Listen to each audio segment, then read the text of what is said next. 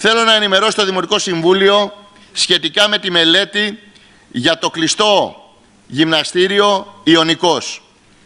Όπως έχουμε πει πολλές φορές, η διοίκηση συμπαράταξης δεν αφήνει τίποτα στην τύχη του. Ούτε αρκείται σε μεγάλα λόγια.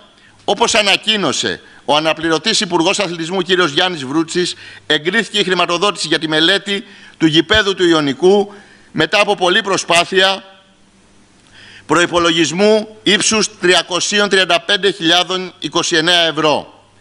Μετά από αλλεπάλληλη επικοινωνία με το Υπουργείο μέσω επιστολών, καταφέραμε να πετύχουμε την έγκριση της μελέτης για το γήπεδο.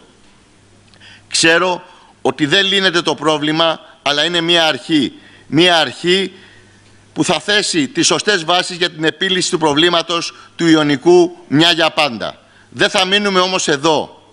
Το τι ακριβώς χρειάζεται το κτίριο, ξεκινάει η φάση εξέβρεσης τρόπων και μέσων υλοποίησης. Υπάρχουν κάποιες συζητήσεις πάνω σε αυτό το κομμάτι, αλλά ακόμη επιτρέψτε μου να περιμένω να εκπονηθεί η μελέτη για να μπορώ να έχω κάτι χειροπιαστό. Επίσης να σας πω ότι τις επόμενες μέρες βρισκόμαστε σε πάρα πολύ καλό δρόμο, ούτως ώστε να ξεκινήσει η δημοπράτηση για να τοποθετηθεί ένα μπαλόνι στο χώρο των πρώην ΚΑΤΕ, στην πίσω πλευρά, εδώ από το Μήλτος Κουντουράς. Είναι ένα έργο της τάξεως των 615.000 ευρώ.